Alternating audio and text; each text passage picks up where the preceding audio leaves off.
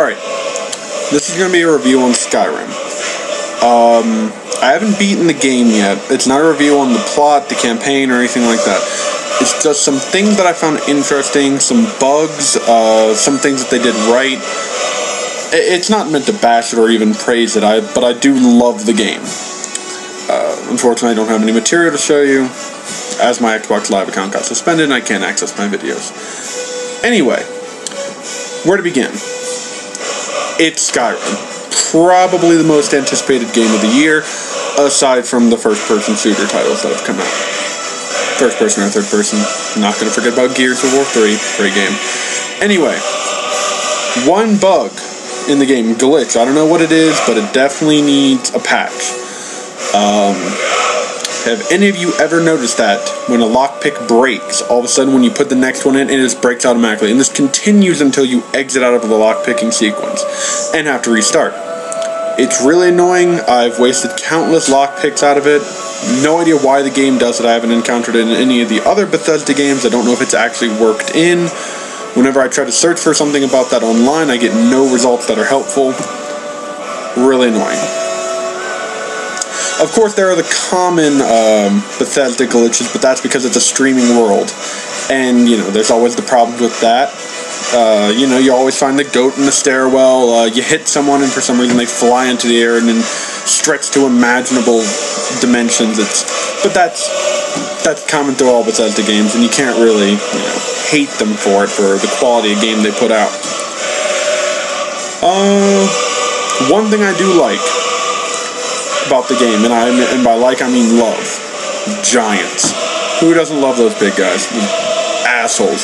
You know, as long as you don't fuck with their mammoths, they'll leave you completely alone. Except for the random feral ones you find wandering around. Those are fun though. You can use them to create a little chaos, lure them into a town, to a bandit camp. I love it. I don't know if they're a glitch. Every once in a while I'll see a giant beating his mammoth to death, and then I'll just turn on whatever else is around. Great fun. Also kind of terrifying. Dual wielding. Finally. I'm not a big fan of it myself, but all my friends who play the games have always wanted them. Wanted the ability to wield two weapons at the same time. It's fantastic. Same goes for magic. You know, I like that I can heal myself while completely disintegrating somebody. It's good time fun for the whole family. I love the new map system. Because one thing about Oblivion and Fallout and New Vegas is that even if you like find these little cave systems or dungeons or whatever, abandoned houses or factories or whatever, just because you find them on your map and they're no longer marked as not yet discovered, they would never tell you if you'd explored them or not. So unless you were keeping track, like mathematically, you never knew if you had explored or not. But now, open up the map, hover a location, it'll tell you if it's completed or not. It's wonderful. I love that they finally implemented something like that. One thing that I like that they did is throughout their previous titles, their previous huge world titles that they put out, things level up with you, and they still do in Skyrim. But you'll still encounter those creatures, those people that are way too high level for you. Like, you know, I was taking on a dragon near Windhelm. It's either Windhelm or Solitude. And all of a sudden, after I got, you know, there was a word of power tablet nearby. So I went up and read it. And some kind of lich, undead spellcaster burst from the tomb. I was like, oh, cool, this will be cool. More experience and more things to kill. I haven't seen one of these guys yet. I died 4 times. He completely demolished me. He has that spell shield that whenever you hit him, you know, you get dealt damage back, but with melee, it kind of absorbs magic damage. And in the meantime, he's just floating around, really hard to hit, throwing fireballs at your face. With seemingly endless mana. Don't know how that works out, but, you know, it happens. Might be his staff. Who knows? And I love that. There are sort of boss encounters now, just out in the wild. The dragons are really well done, though sometimes I'm a little disappointed about how easy they are to kill. I have an orc warrior, two-handed of course.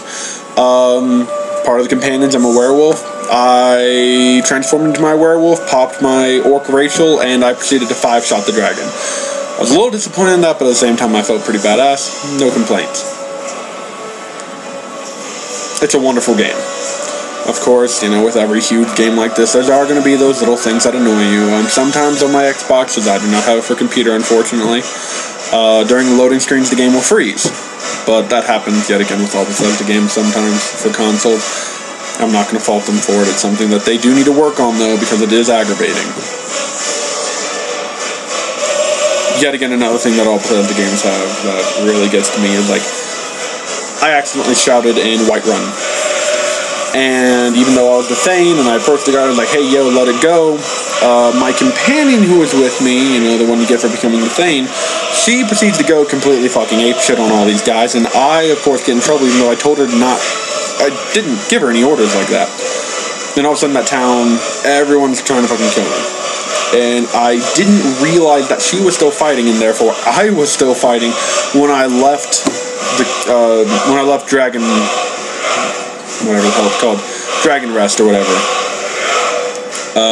And so therefore the guards proceeded to touch me a little inappropriately. I was pretty low level, and there were just arrows in my face all day. And I died about 4 times because I could not run fast enough, because I'd spent a lot of my stamina trying to defend myself in the actual keep. So I got kind of like death stuck until I actually managed to get out of Whiterun. Because I even put my weapon away, and they were like, not good enough. We're still gonna, you know, kill you. Thanks. Overall, though, I'd say it's a huge improvement on Oblivion. The character models are so much better. Yet again, Bethesda, you do need to work on incorporating some emotion into your characters. I know that it's hard to do when your world has so many, but you know, shit happens. Yeah, I'm not gonna really complain. But it's like, you know, all your other previous titles where someone will be sounding the most enthusiastic or the most depressed ever, but their face is just, I don't know what to do. Just completely deadpan. Yet again, I realized that was such a huge, beautiful world that would take a lot more coding and put a lot more stress on people's systems. Yeah, but yet again, if you guys can work on it, I'd like it. But overall, I've played about, since it came out on Friday, I have played close to 60, 70 hours of it. Across 3 different types of characters, because I have like one for each little thing. I have already enjoyed this game more than any other game I've played this entire year, and probably the last year as well. It's amazing, great work. I hope that when you guys, you know, put out the little patches for consoles and PCs and all that, that it just only helps improve it more and more. I love it. Yeah, Bethesda, I just have to give you a round of applause. It's a wonderful game, and yeah, that's it.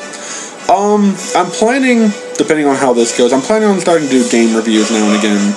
You know, if you guys want, just leave me a comment. If not, you know, whatever. It's fun. But yeah, this is Jester signing out. Peace.